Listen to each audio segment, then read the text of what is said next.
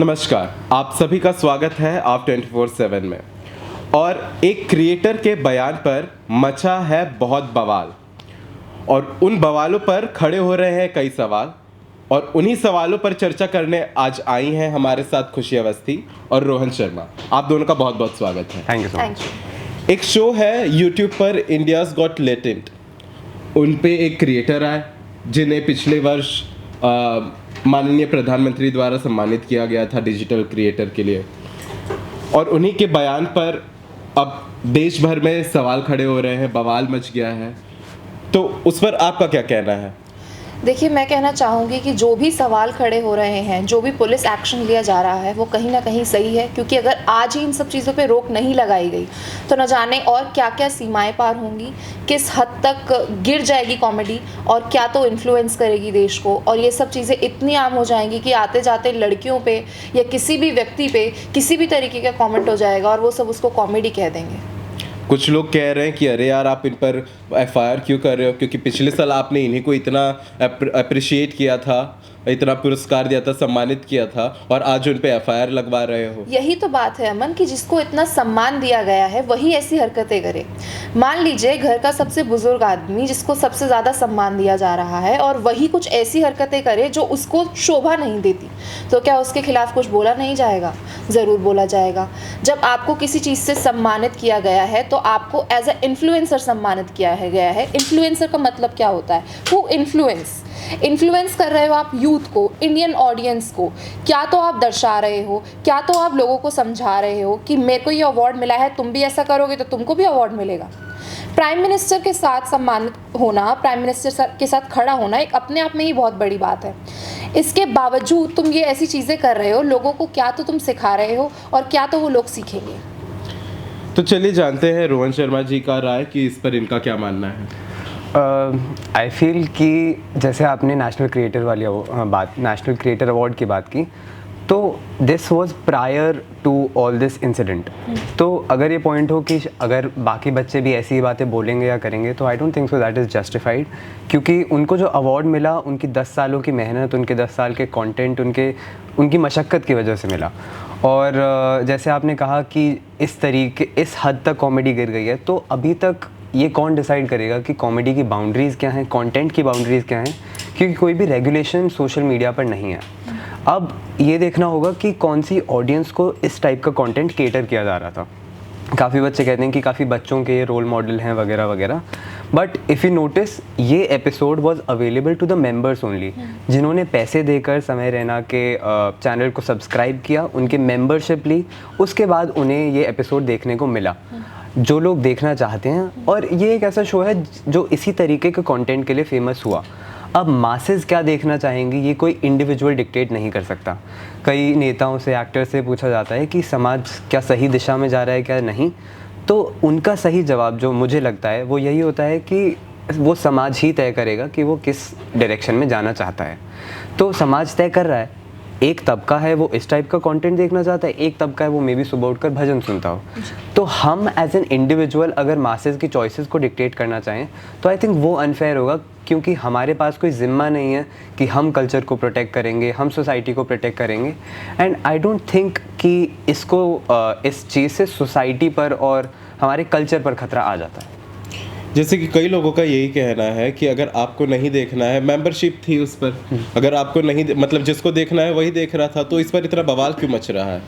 बात यह है कि अगर वो मेंबरशिप पर होता तो वो इतनी ऑडियंस के पास पहुंचता ही नहीं, फिर तो वो मेंबरशिप के लोगों को ही दिखना चाहिए था। बट क्या हुआ, कुछ इंस्टा के लोगों ने, कुछ ना जाने कितने क्रिएटर्स ने उसको स्क्रीन रिकॉर्ड किया या पता नहीं डाउनलोड किया और उसको मासेस तक पहुंचाया। अगर वो मासेस तक देखने वाली चीज़ ही नहीं थी तो वो मासेस तक पहुंची ही क्यों? दूसरी बात, आप कहते हैं कि कॉमेडी का कोई सीमा नहीं होता।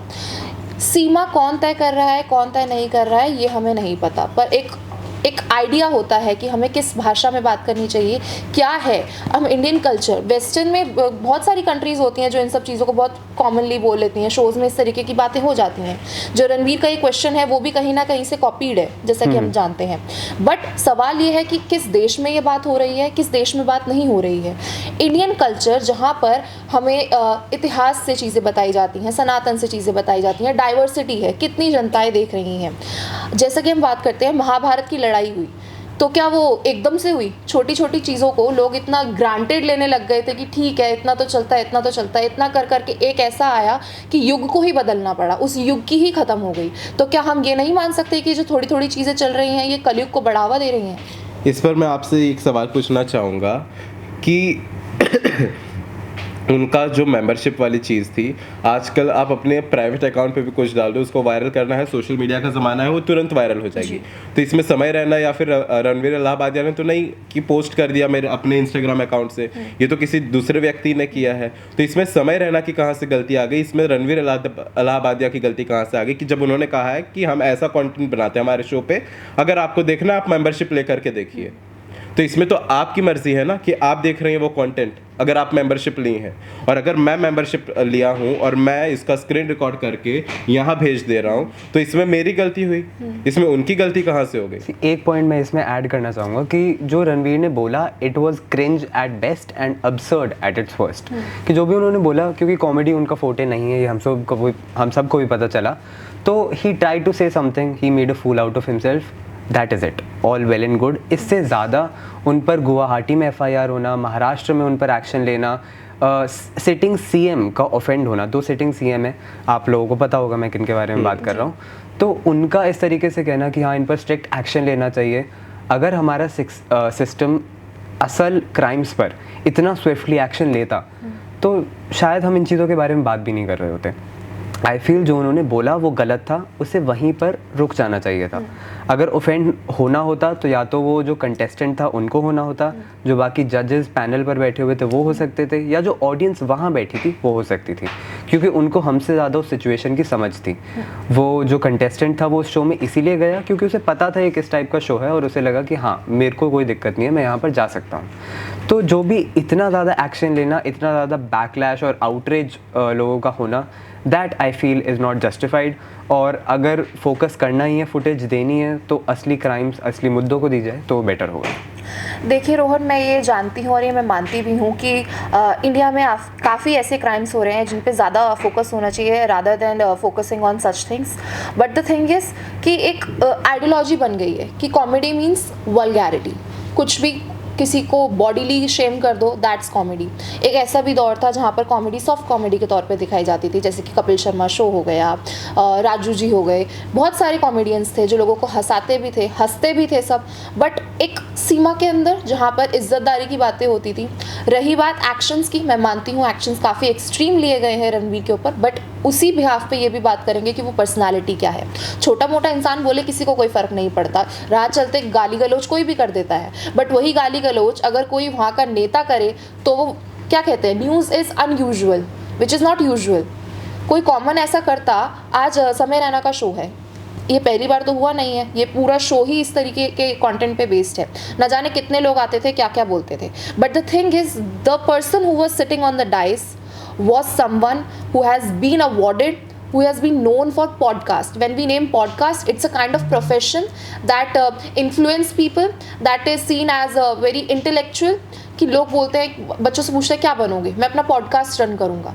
तो अगर आप एक पर्सन हो जो कहीं ना कहीं नॉलेजेबल थिंग्स बोलता है, वो अगर इस तरीके की बातें करेगा तो ऑब्वियसली बुरा लगेगा। दूसरा, मेंबरशिप वाली बातें, सर मैं मानती हूँ कि मेंबरशिप थी उसके ऊपर, बट द थिंग इज़ आप लोगों को ये भी देखना चाहिए कि यूट्यूब के ऊपर कोई ऐसा कानून नहीं है, कोई ऐसा रेगुलरिटी नहीं है।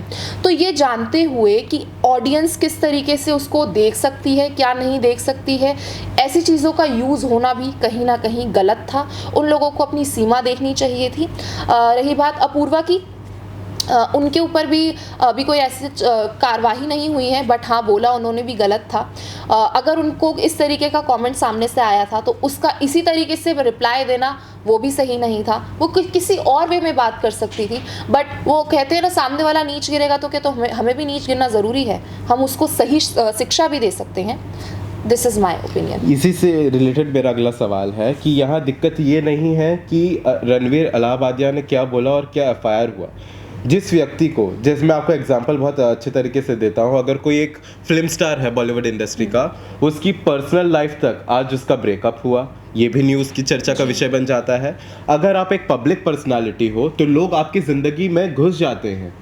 कि आप क्या कर रहे हो। अगर आपको, और ये रणवीर अलाहाबादिया एक ऐसे व्यक्ति हैं जिनको पिछली साल माननीय प्रधानमंत्री द्वारा नेशनल क्रिएटर अवार्ड से सम्मानित किया गया, तब वो जनता की नज़र में आ गए। अब जनता की नज़र में जो आ जाता है उसको जनता हर एक विषय में देखती है कि उसका रिलेशनशिप स्टेटस कैसा है, वो क्या कर रहा है, क्या खा रहा है, क्या पी रहा है, वो उसकी पूरी लाइफस्टाइल देखती है।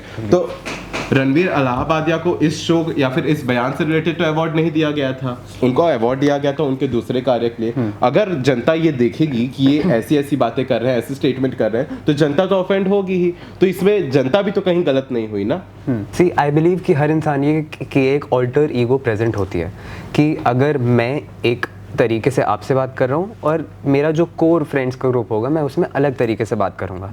अब जितने भी जज पैनल पर बैठे थे वो अपने दोस्तों के साथ बैठे थे, एक ऐसे प्लेटफॉर्म पर बैठे थे जहाँ पर आप कैसी भी बात बोल दें उसका उतना फ़र्क नहीं पड़ेगा, क्योंकि जो ऑडियंस देख रही है वो यही देखना चाहती है। जिस audience in the end of the day वो सभी कंटेंट क्रिएटर्स हैं, उन्हें पैसे चाहिए, फेम चाहिए, वो लोगों को हंसाना चाहते हैं या कुछ भी, उन्हें पता है उनकी ऑडियंस कैसी है and they are very mindful about the content they make, कि उनको पता है कि ये लोग यही देखना चाहते हैं तो हम यही प्रोवाइड करेंगे। जैसे बॉलीवुड मसाला फिल्म्स पर भी यही कमेंट किया जाता है कि आप समाज को किस दिशा में ले जा रहे हैं। मुझे ऐसा लगता है कि आप 140 करोड़ लोगों की रिस्पॉन्सिबिलिटी सिर्फ सिनेमा या मीडिया पर नहीं डाल सकते। लोगों को अगर अच्छा होना होता तो वो महाभारत रामायण से हो चुके होते। जो सिनेमा और मीडिया है वो रिफ्लेक्शन है सोसाइटी का, वो सोसाइटी बनाता नहीं है, ठीक है। तो इसी वजह से मुझे ऐसा लगता है कि सोसाइटी की यहाँ पर गलती नहीं है, उनका ऑफेंड होना बनता है। कोई भी बात कोई भी बुरा मान सकता है किसी चीज़ का। और एक लाइन थी कि अगर आपको किसी का एम्प्लॉयमेंट स्टेटस जानना है तो आप उससे बात करिए और देखिए कि वो कितनी सारी चीज़ों पर ऑफेंड होता है और आपको पता चल जाएगा कि वो कितना एम्प्लॉयड है कितना नहीं। देखिए, आपने अभी रामायण का नाम लिया, एक बहुत ही अच्छा किस्सा सुनाता हूँ मैं आप लोगों को इसी से रिलेटेड। ये जो सिचुएशन चल रहा है इससे बहुत कनेक्ट करता है। जो पुराना वाला रामायण था जो लॉकडाउन के टाइम पे हम सभी ने देखा है, उसमें जो राम जी का किरदार निभा रहे थे वो एक दिन बस स्टॉप पे सिगरेट पी रहे थे। तो उसको एक व्यक्ति ने देखा और इन्होंने देखा, अरे यार ये तो राम जी हैं, ये सिगरेट पी रहे हैं, जो राम जी का किरदार निभा रहे हैं। वो व्यक्ति ने आके उन्हें थप्पड़ मारा और कहा कि हम तो आपको पूजते हैं और आप सिगरेट पी रहे हैं। और उन्होंने वहीं पे सिगरेट छोड़ दिया और कहा कि अब से मैं स्मोकिंग करना बंद कर दूंगा। क्योंकि इंडियन सिनेमा जो देखती है, अब जैसा कि रणवीर अलाहाबादिया को देखा, उनको जनता ने उस प्रकार से उन्हें चाहा। अब उनका ये स्टेटमेंट देख के जनता ऑफेंड भी तो हो गई। तो इनको रणवीर अलाहाबादिया को ऑफेंड माफी मांग लेते कि ठीक है, मेरे स्टेटमेंट से जिसे भी हर्ट हुआ है उसके लिए मैं क्षमा चाहता हूँ। उन्होंने माफी भी मांगी अपने चैनल पर आकर। और इसमें ये प्रश्न भी सही है कि जो सांसद में ये चल रहा है कि सांसद की तरफ से नोटिस आएगा, सीएम नोटिस भेज रहे हैं, क्या देश के पास और कोई बड़े मुद्दे नहीं बचे हैं? ये एक स्टेटमेंट इतना बड़ा मुद्दा हो गया है और बाकी सारे मुद्दे नीचे चले गए हैं। देखिए, मैं ये बात जानती हूँ कि मुद्दे और भी ज़्यादा हैं, बहुत ज़्यादा हैं, और उन पे ज़्यादा ध्यान देना चाहिए, ना कि इस मुद्दे पर। लेकिन जैसा कि आप लोगों ने भी बताया कि वो राम जी सिगरेट पी रहे थे, उनको थप्पड़ मारा गया कि हम तो तुम इस तरीके से पूछते हैं। सर, आपको पता होगा Akshay Kumar is a fitness influencer. वो कहीं ना कहीं लोग उनको एज अ फिटनेस इन्फ्लुएंसर मानते हैं और उनसे बहुत ज़्यादा इंस्पायर भी होते हैं। फिर उनके बाद उन्होंने ये बोला था कि मैं ये सब नहीं करता, ना मैं सिगरेट पीता हूँ, ना मैं दारू पीता हूँ। फिर वो खुद ही एक ऐड में आ गए, पान मसाला की ऐड में, तो उसके ऊपर वो ट्रॉल हुए थे। उसके बाद आपको याद होगा जब सुशांत सिंह राजपूत का केस आया था तो मैनी सेलिब्रिटीज़ उनको लेकर आया गया और बोला कि ये ड्रग्स लेते हैं, ये शराब पीते हैं, ये सिगरेट पीते हैं। वो भी उनकी पर्सनल लाइफ थी, उनको करने का पूरा हक था। जो ये कर रहे हैं उनको भी पूरा हक था। हर सेलिब्रिटी की अपनी पर्सनल लाइफ होती है, तो अगर वो पर्सनल लाइफ है तो उसे पर्सनल रखिए, ना कि उसको पब्लिक करिए। अगर आपको सिगरेट पीनी है और आप जानते हो कि मैं एक पर्सनालिटी हूँ जिससे लोग मुझे इंस्पायर जो लोग मुझसे इंस्पायर होते हैं, तो मुझे ये काम पब्लिकली नहीं करना चाहिए। ये मेरा पर्सनल काम है तो मुझे पर्सनली करना चाहिए। Same goes with the show. If they think that this is something that we call it personally with our friends, then keep it to your friends. Are you not aware of this, that this video is going out, that this video can be disclosed to the masses even if it is targeted? ये तो सबको पता है, कहीं ना कहीं समय रहना को भी पता है। छोटा सा रिप्लाई जल्दी। आई फील कि हर इंसान को इतना हक है कि वो अपनी पर्सनल लाइफ में कुछ भी करे। ऑडियंस को इतनी समझ होनी चाहिए क्योंकि ऑब्वियसली उनकी टारगेट ऑडियंस कौन रही, मेंबर्स ओनली, दैट इज़ 18+। अब या तो आप इंडिया में अडल्ट समझने की किसी को उसकी लिमिट बढ़ा दीजिए कि 18 साल तक भी इंसान मैच्योर नहीं हो पा रहा है कि वो किसी को देखकर अपने डिसीजंस ले पाए, या फिर you have to accept what is going on. एक इंसान में इतना इंटेलेक्ट, इतनी समझ होनी चाहिए कि ये मेरे लिए ये चीज़ सही है, ये चीज़ नहीं है। So that is all. जैसा कि सिक्के के दो पहलू होते हैं, वैसे ही हर मुद्दे के दो पहलू होते हैं। कुछ लोगों का मानना होता है वो सही है, वो गलत है। तो ऐसे ही सिलसिले चलते रहेंगे। बने रहिए हमारे साथ, आप 24/7 नोएडा।